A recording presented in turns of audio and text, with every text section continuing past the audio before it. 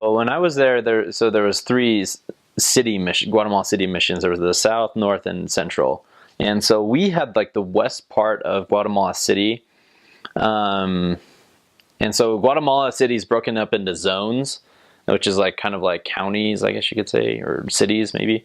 And so we actually had a very small part of the city, but I mean, we still had probably half of our elders in the entire mission were still in that section of the city. So all of our areas were really, really small, but there was a large population. Everybody's, really stacked on top of each other. You'll never run out of people to teach. So as far as the mission as a whole, there's really like three main like three divisions. So there's the mountain zones, there's the city zones, which I was just talking about, and then there's the coast zones. The mountains are yeah, and each of them have a very, very different demographic, culture, and even like language. Like they all speak very different. So in the mountains, there's a lot of indigenous languages and there's a large indigenous population. And so I first started in the city, then I went to the mountains, and the mountains it's extremely beautiful. It's just as green as can be, and so the language that I was able to learn was Cachiquel, which is, I mean, there's a lot of Spanish words that they use in it now, just because it's kind of been watered down. But it is an indigenous language, and in the mountains there's an area where they solely speak an indigenous language. It's called Sutuil, and there's other ones such as Quiche and Mum. So I mean, if you learn those things in the mountains, like it'll really help you just kind of break the ice with the people, because a lot of the people in the mountains have a strong tradition. They're all about tradition, and by learning those languages, you're able to break barriers with people and be able to befriend them a lot more. And so as far as the city, there's a lot of more business people, that are a little bit higher class. There's also very, very, very poor people in the city. So you kind of get both. But it's very fast paced. There's a lot of people. There's a lot of markets and things like that in the city, and it's just crazy, go all the time. And the coast, I actually never went to the coast, thank goodness, because it's really hot there.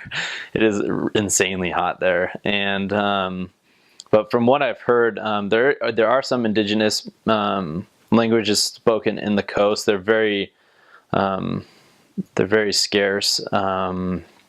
But yeah, I really don't know a whole lot about the coast, but there's a lot less population in the coast, and there's most of the church organizations in the coast are districts, so not stakes, but they're districts and branches. So it's a lot less developed in the coast.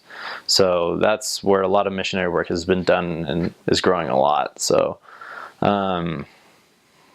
yeah, that's kind of a good overview as far as like landmarks, specifically in Guatemala City Central Mission. We have Lake Atitlan, and that is like, it's this huge lake, and there's 12 cities that surround this lake, and it's just one of the most beautiful things I've ever seen in my life. There's 3 different volcanoes that surround the lake, and obviously you can't really go on the lake. I wish I would have that opportunity, but it's really beautiful. And we were able to do a few P-Day hikes and different activities out there, so it's really fun. And there's a few different Mayan ruins actually in the mountainous areas, and in the coast as well. I've heard that there's there's like just different artifacts and things that you can see and even find in the coast. I know a lot of elders that just found things as they were attracting or doing service work or something like that. They were able to find. So that's as far as the Guatemala City Central Mission. But as far as Guatemala as a whole, I mean, there's volcanoes that you can go climb, and there's Tikal, which is like a huge Mayan ruin up in the border between Mexico and Guatemala. I've never been there, but I really want to go. It's just a very beautiful place, very green and very very beautiful. So, Guatemala City, everything's is very, very close quarter. You're living on top of other people. So as far as like I was in Guatemala City, and I was for the most part of my mission, actually, I would say I think it was like 18 or 20 of the total months that I was in Guatemala, I was in the city. So that's where I have the most experience. So I was mostly in poorer areas. So there's a lot of housing there. There's two types of housing. There's the brick, like concrete brick that people make their houses out of, or there's just tin housing. And so going into a lot of houses, especially going from your apartment, which is it's never going to be a tin house. We always lived in pretty good brick housing that was fairly nice, and in the best part of the area, the safest part of the area that we could find. So it's kind of hard going into some of those houses, because a lot of the houses are they're dirt floors, tin roofs, and they have holes in the ceiling. When it rains, there's water leaking in their houses, and it's kind of hard to see that happening, especially from being an American, and I guess seeing the way we live and going down there. It's really hard to see that. A lot of people only have like a one room apartment where their kitchen, their bed, their bathroom are all in the same room, and it's very difficult to see sometimes.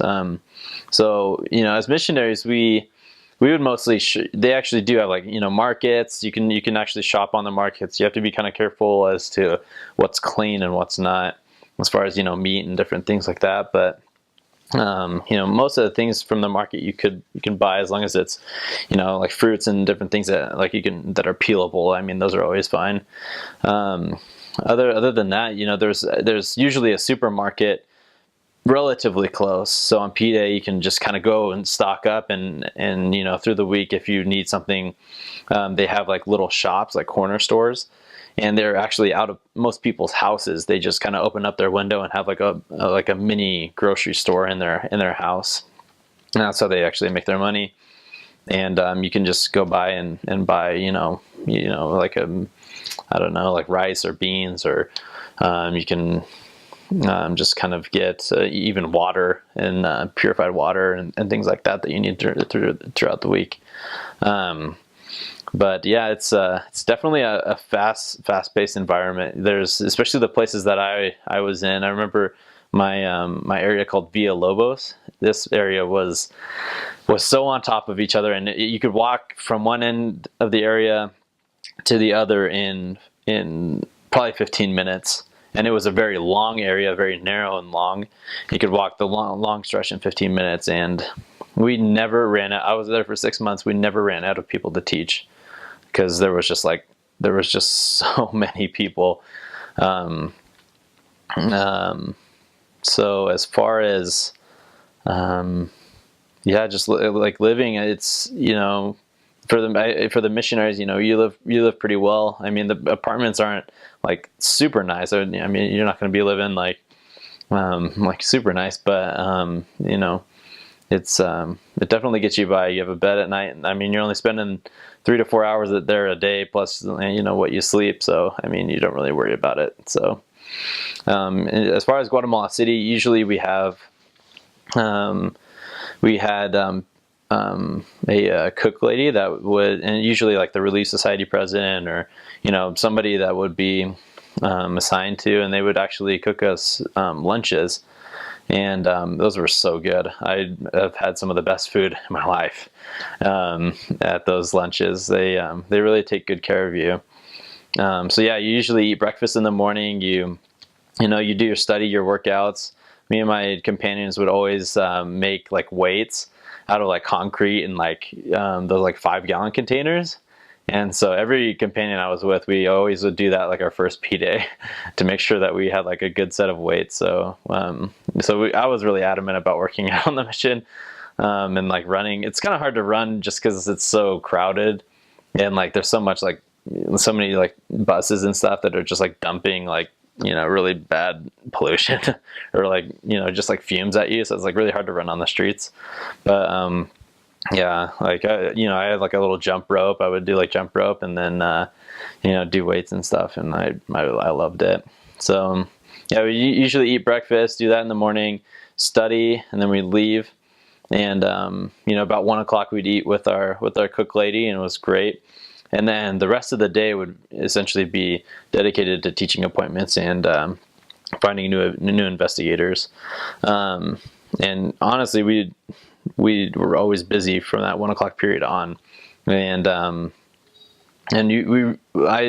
could probably count on one or two hands of times I ate dinner on the mission. But that's not to scare you, but honestly, you get enough food at 1 o'clock, then you eat when you get home or whatever. And like have a little snack before bed, and like you're fine. Like honestly, you're gonna be so busy you don't want to eat. So yeah, I really enjoy it. As far as like transportation and like getting around, buses, you will never have a car. I was in the office for 6 months, so we did have a van, but we never used it for tracking or going to appointments. It was simply to take us to the Capitol and the mission and go to the office and back, and running different errands and stuff for president. But yeah, you're walking a lot, and so find a good pair of shoes if you can, because you'll definitely run through them. I think I ran through about 8 pairs of shoes on my mission in total. So yeah, I did a lot of walking. So but yeah, you get in pretty good shape doing it. So it's fun. You'll learn to enjoy it. What I really love about Guatemalan people is that they include so many different, like they are so good at like fellowshipping people. It is unreal. So like ward members, even people like you don't know, they like consider you their family. Like once you like come and visit them 2 or 3 times, like they'll like consider you family and invite you over and like for lunch or whatever it is. And it's like I think that's one thing that I really appreciated about Guatemala, and like that's something that I went back. I think it was last year, so it was 1 year after I had left, and like I could not run out of people to go visit, because whether it be investigators that that didn't even get baptized, investigators that wanted to come see me, and and I wanted to see them, or converts or members, or lifelong members. There's just a lot of people that really care about you, and that's something that I really admire about them, and they genuinely do care. They're always and you go to a new area, and everybody's always asking like, oh, how's this elder, how's this elder, how's this elder. They genuinely care about how you're doing, and they're like, oh, is he gonna go? Like, we want to go see him before he leaves the mission. Like we're like so sad that he's gone, and he really touched our family a lot. And you just hear that kind of stuff all the time. They're just a very, very loving people. And I think as far as the investigators and people that I was able to teach, and you'll be able to teach, like they are some of the most humble people you will ever meet in your entire life. Like I can't even describe in words how humble they are, and like it's they're so willing to do things, pray, read the scriptures, go to church. Like they'll do all those things, and sometimes they'll do it out of just out of pure faith. Like they're just a very humble people, and they're very God-loving people, whether they practice a religion or not. They're a God-loving people, which is exactly what we're looking for. So yeah, I really admire their humility. They are they're very excited to listen to the word, and to listen about the Book of Mormon and Joseph Smith, and they're very interested in those things. So they really just want to get out of the situation that they're currently in, and because a lot of them are going through really tough things, and they'll do anything to get out of those tough situations and into a better one, and that's exactly why we're going. So it's a very good opportunity.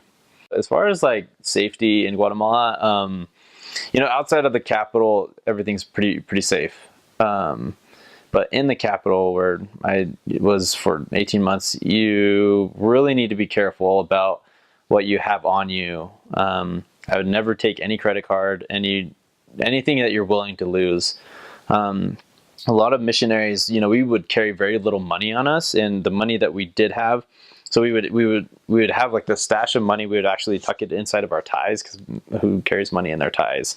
We'd actually carry it like inside of our ties, and then we would have an extra like 20 quetzales, which is like $3 essentially. We would have like 20 quetzales like in our back pocket. So if anybody like tried to take money or like tried to hold us up or whatever, we would give them that, and that would be enough to tell them to kind of buzz off.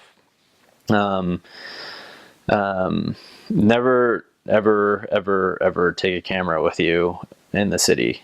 I would even say don't take a camera with you anywhere, unless it's P-Day, because people will rob you if they see that you have a camera. Yeah, I think the place you really need to be careful is on buses. There's a lot of people that try to pickpocket on buses, and I think honestly, just following the Spirit on a lot of in people you see in especially at night. If you see somebody walking towards you, and you're not really sure about them, or you're kind of suspicious, I personally would always like verbally say something to them. Like, you just say like buenas noches, like extremely loud, to acknowledge that you see them.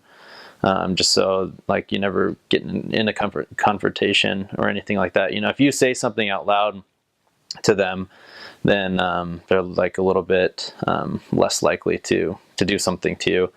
But also, if you can avoid walking by suspicious people, I would do it. That's what I always did. As far as like there is a lot of crime, and this is just kind of something you need to recognize. Like you might see some things that you might not want to see, and just as far as like it might be in 9 times out of 10 this will never happen to you. Like honestly, I personally never got robbed on my mission. I don't know if that's because I was smart, or I was just kind of a bigger dude and I didn't get messed with. But you need to surrender what you have to them if you have anything on you. But I mean, that stuff is very unfortunate, and 99.9% of the things that go on that you'll see are to other people. People recognize that you're a missionary, you don't have money, and you're just trying to mind your own business, so they won't really do anything to you specifically. But just keep in mind that people have their own agency, and and try to keep an open mind about people that even do bad things. I taught a lot of people that had done some pretty bad things in their life, and I've made actually very good connections with a lot of those people. And so don't be afraid of people just because of the things they've done, or choose not to. Repentance and the atonement is there for everybody, and I think that's something that you need to realize and kind of accept. There's a lot of drug trafficking. You'll hear gunshots at night, and you just need to choose to have faith over fear. And it's not It's nothing to be scared of because nobody's after you. Everybody has their own scoffs with everybody around you, but you're there for a very specific purpose, and you have absolutely no need to fear. So my favorite food from Guatemala is pepian, and like you'll see like a lot of like the different foods in Guatemala are just like they're called caldos, and like they're like a lot of stews, and essentially it's just like a big pot of soup essentially, but you pour rice and meat and like veggies. It's not just soup, but pepian is like it's really good. It's like and I don't even know what it has in it. It's kind of like a dark like brownish color, but it's really good. It looks like kind of like an American stew, but it tastes really good. Another one is pollo con crema. It's just like cream chicken, and it's like essentially, I mean, your typical Guatemala food is rice, beans, and then chicken, and then they vary like the sauce that they put on it. And so that was so good. I had that on my last day, and I requested it on my last day just because it was my last meal in Guatemala. So I really love that one. They have another one. They make something called chuchitos, and like it's kind of funny because chuchito in Guatemala means little dog. But like they call them little dogs, and like they're essentially like these little tamales, and they wrap them just like in like a little tamale leaf, and but they put pork and fish and chicken and things inside of them, and they put these like really really hot peppers inside of them, and like you can even either have them without or with it, but I always chose with it because they didn't really have like a whole ton of spicy food, but it was like when I got a chance to have spicy food, I wanted it. So that was something that's very typical in Guatemala, and then something that's like traditional for Christmas time is making paches, which is like it's like a potato tamale. So they mash up a bunch of potatoes, and it's essentially just the same thing. Instead of using like a masa, they use like potatoes and like mashed potatoes essentially, and then they wrap it in like these huge platano leaves, and like these leaves are just like huge. They're like ginormous, and so they wrap them in these platano leaves, and they put like different meats and veggies inside of them, and those are really good. I love those. But it's like kind of funny because you have like this huge leaf, like it's like one of those huge like tropical leaves you'll see. And like you unwrap like this whole thing, and usually like it's only like this big, but they're wrapping it in like a leaf that's like the size of you. So it's kind of funny. Yeah, and what else? In the mountains, they have this traditional thing. It's specific to Patsisia. It's called pulik, and essentially they just make tamales, but they don't have like any meat in them, but they make them like really long and kind of curved. So you essentially use them as a spoon when you eat your soup, and it's I don't know, it's kind of odd, but it's pretty good. And I guess the most odd thing I ever had was cow eyeballs, and it's in caldo de pata, and like essentially they take different things from a cow. They even put like the hoof of a cow in the stew, and the eyeballs are usually optional. I was brave and wanted to try it and just kind of mark it off as like a missionary moment or whatever, and eat an eyeball, never do it again. So it was really disgusting. But yeah, the caldo de pata is really good. But it's just kind of weird when you're looking through a stew, and then all of a sudden you see like a cow hoof in there. You're just like, what the heck? Like, why is a cow hoof in here? And then they have like some other weird things like chicken legs, like they like full chicken legs. Like they'll like eat them and like take off like the skin and stuff, and like eat the meat that's like in like the little chicken legs. That's kind of weird when you like pull it out and you got like a little chicken leg with like the little fingers on there still. So it's a little weird, but I don't know, you kind of become numb to it after a little while because you just see it so much, and I don't know, you learn to love it too. You just kind of got to embrace it. So they're big on like sweet bread in Guatemala. So like I said we didn't eat dinner, so like, but what we would do is usually people would give us like a little piece of like sweet bread.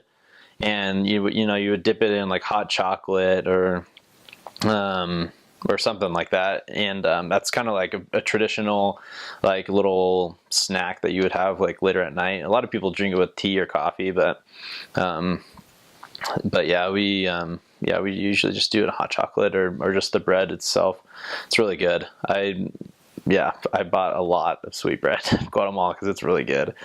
They even make it into like different shapes. They have some that are like they actually like bake them, and they actually like look like alligators or like different like animals and stuff. It's like really cool. You gotta kind of like buy one just to like for fun, you know. Um, as far as like other like drinks, they're like really big on tamarindo and like Jamaica. And like tamarindo is like I don't know how to describe it. Well, it's like from like a fruit, I'm pretty sure it's like a fruit from like this tree, but it's kind of like a little bit bitter, but it tastes really good. And they're really big. They're really big on fruit drinks. Like, they'll make you like a like a cantaloupe like fruit like juice, or they'll make you like a watermelon or strawberry, or they do like all different kinds of fruit juices. So that was really, really good. And then of course they have horchata, which is always like really good. It's like a rice cinnamon drink that's like it's more of a Mexican tradition, I think, but Guatemala has kind of adapted it as well. So I guess for snacks, like at the convenience stores, so they they have like these little things called tiendas, and like they're just like on the corner, like I was explaining, it's kind of like outside of their apartment. They kind of just open up their window and you can buy something. So they have like different snacks, like they have like chocolate bananas, or they have like chocolate mango or chocolate watermelon, or there's so much fruit there you will not believe it. And they have like little like bags of like chips and things like that. They're not like American type chips. They're like all different brands and stuff, but they're actually really good. In Guatemala, the Guatemalan snack is called tortrix, and it's like it comes in like a little bag, and they're like super cheap, and they have like all these different flavors. They're essentially like man, what are those called? Like the Fritos? Like Fritos, like they come with like the chili and bean or something like that. Like they're actually really good though. I would consider them better than the Fritos. I mean, you can really get anything from those convenience stores. They have like even like little like like donuts or something like that. Like sometimes they have those. So they're probably not like the same American donuts, but you'll grow to like them a lot. I did. I actually liked them more. I like them more than American donuts now. So they're a little bit different tasting, but I like them a lot. So as far as Guatemalans go, I feel like they speak very slow, which was very comforting, because you hear the Mexican kind of, what do you call that? Just like kind of an accent. They speak really, really upbeat, fast, and like kind of like they're singing. And then there were some other elders like from the Dominican Republic. You just can't understand what they're saying, or it kind of sounds like they're like very slurred in their speech. But Guatemalans, they're very good at like dictating and enunciating what they say for the most part.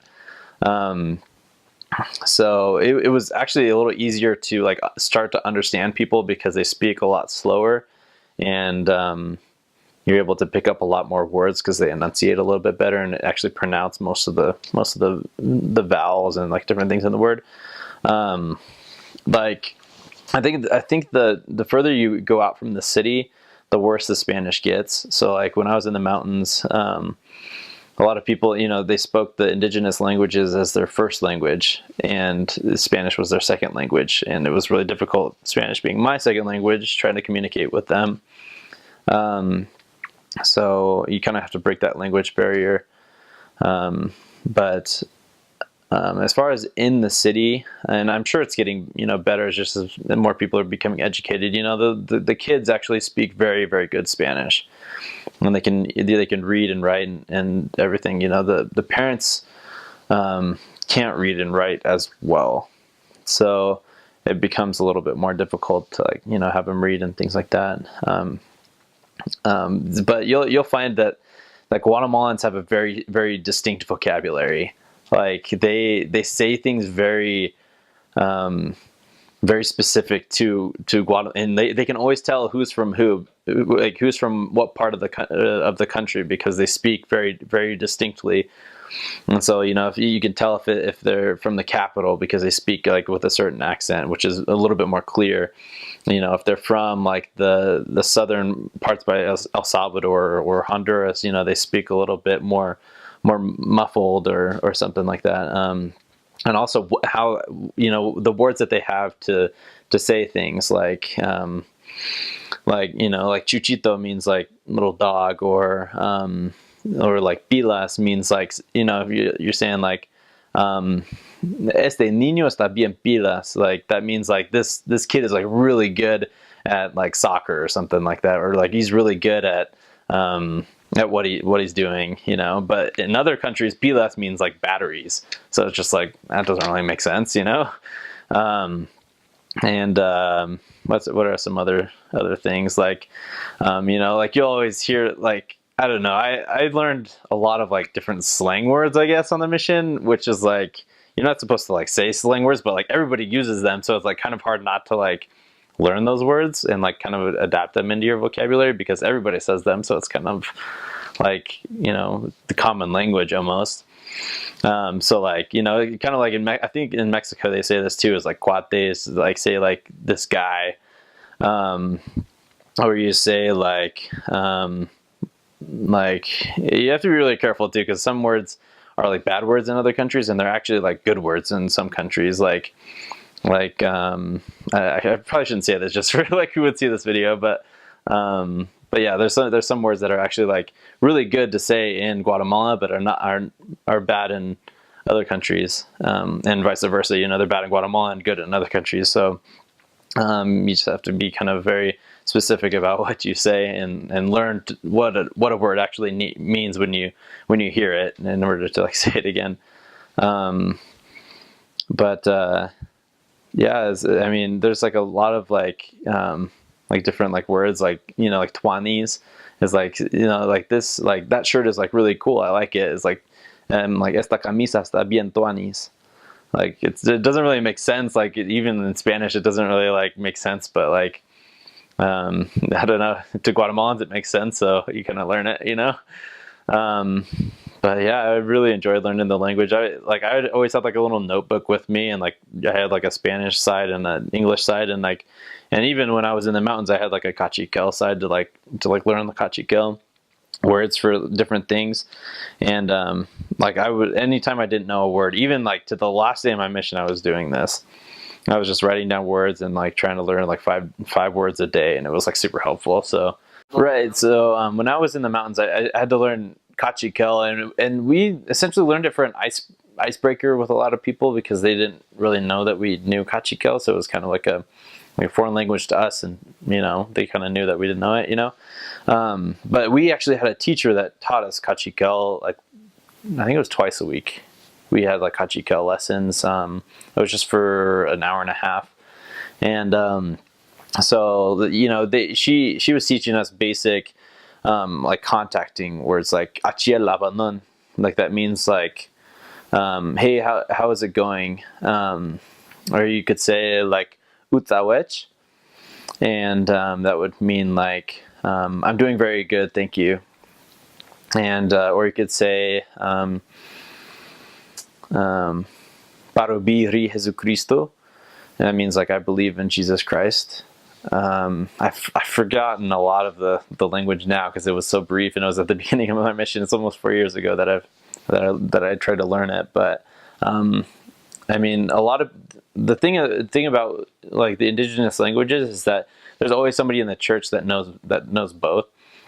So if there's somebody that specifically speaks that language and they don't even know Spanish, like we were teaching somebody in Kikche, and like we didn't know a word of Kikche, and so we had somebody translate for us, and it was really helpful in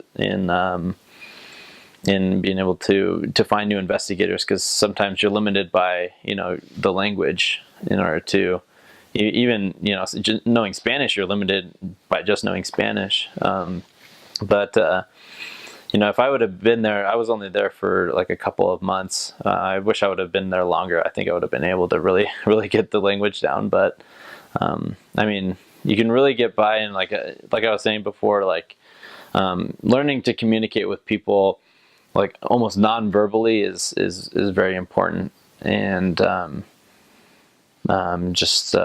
and once you can communicate with them verbally, then it's a lot more effective. So yeah, it was a good thing to learn Kachikel, and I wish I would have learned it a little bit more in depth, but I wish I would done that a little bit more. But it was definitely fun in trying to get to know people and to really break the ice and be able to make connections with people from different backgrounds.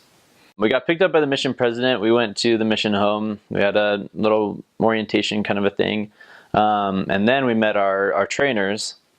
And we had all of our bags, and my trainer was Elder Douglas. I really liked him. He was from Utah. He brought me to my area, and we were actually opening up a new area. So he didn't really know anything about it.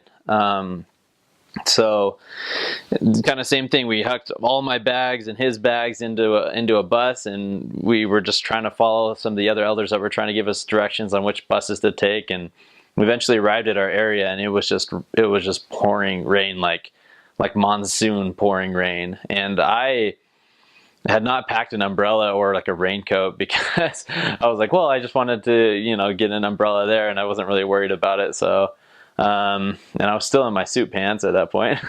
And so we meet at our apartment, and two other elders that had previously been in the area that kind of knew like where to go and where some of the members were.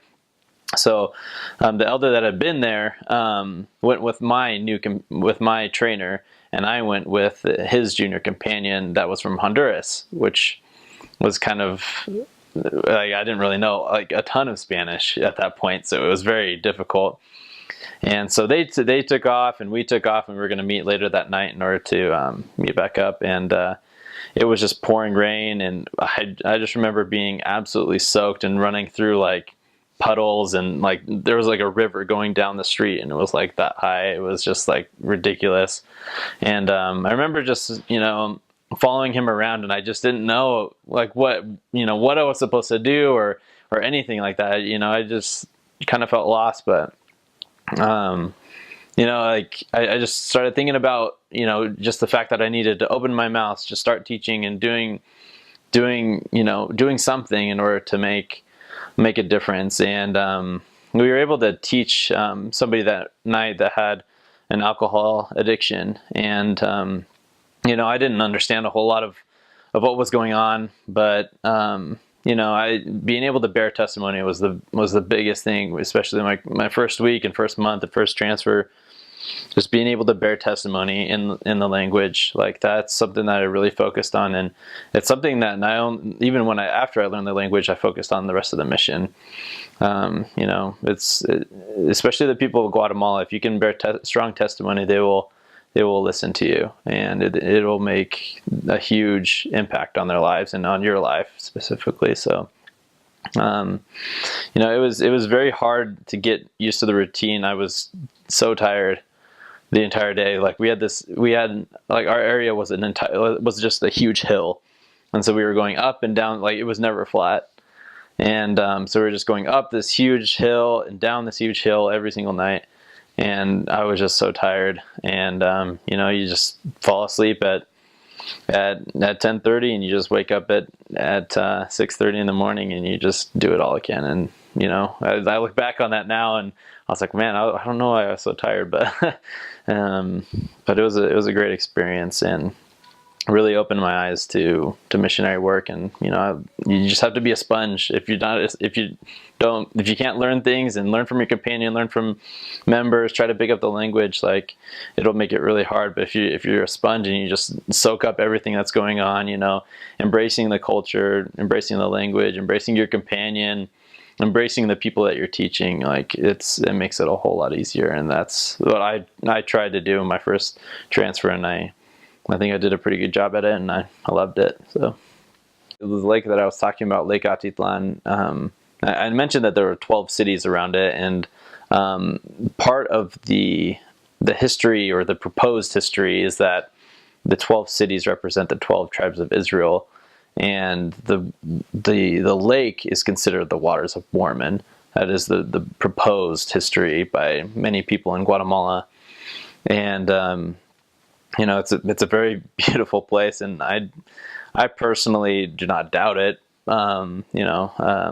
But it's there's also another place it's called Antigua. It used to be the old capital of Guatemala, and there is another place there that's surrounded by it's a very secluded lake where just as it describes in the scriptures where Alma was baptizing, and that is also considered some other people claim that to be the waters of Mormon. And I don't know if that's really the LDS population trying to kind of find some roots, or if it's true. I personally feel that it definitely is representative of the land of the Lamanites, or is in fact the land of the Lamanites, and which is really cool. And I was able to really feel that as you teach people, you feel.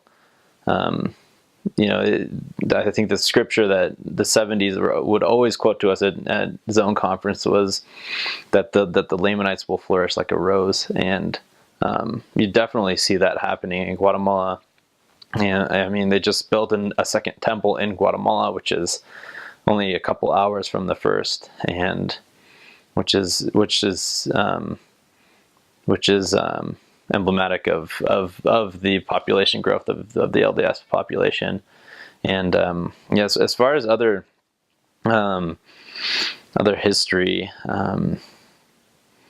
I guess yeah. So Tecpan, which is a city in the mountains, actually in the Guatemala City Central Mission, was the original capital. Then it got moved to Antigua, which was the capital for a very, very long time, and which was the capital essentially created by the Spaniards. And that's like a very large Catholic population in Antigua. And then the capital eventually moved to Guatemala City. And so as far as Book of Mormon references there, so Guatemala City, it's in a huge valley, which is depicted in the Book of Mormon, and is proposed to be the city of Nephi. And just north in Tikal, which is the Mayan ruin, they have a huge temple, which is proposed. He keeps saying proposed because we don't want to speculate too much, but it's proposed to be the city of Zarahemla. And so I mean, you definitely feel that it is a source of the Book of Mormon lands, and you can feel that as you teach people, and even just walk where they have walked, and it's extremely exciting to be part of the prophecies that the Doctrine and Covenants and even the Book of Mormon have. It's a great privilege to be part of that. So yeah, congratulations. I'm very excited that you have an opportunity to go to Guatemala City Central Mission. This place is a very sacred place to me personally, because the connections I was able to make with people is something that's eternal, and it is something that I when I go home to my wife at night, I think about these things and how the things that I've taught them and the connections that I've made with them are something that keeps me going on for the rest of my life, and for right now and for the rest of my life. I'm indebted to these people for what they have taught me, and how to have love and humility for humility to our Heavenly Father, and love Him perfectly. They are willing to sacrifice everything they need to for the Lord, and it shows you exactly how much you need to sacrifice for the Lord. And I'm very indebted to the mission president, my companions, and everybody that I met, because it really is the mission that the Lord wanted me to go on, and I think you need to feel the same way. because the people that you'll meet, very specifically, the people that you will meet will affect your life for eternity and affect it for good. So, you know, this work is true, and what the missionaries are doing currently and what you will be doing is eternally important for these people's salvation and for their happiness. These people, especially in Guatemala, they want to be happy, and they're looking for a way to live with their families forever, and that's exactly what we bring. That's what we bring to them. So, good luck, and I'm very envious of where you're sitting right now and having this opportunity to go on a mission and serve the Lord the way you will.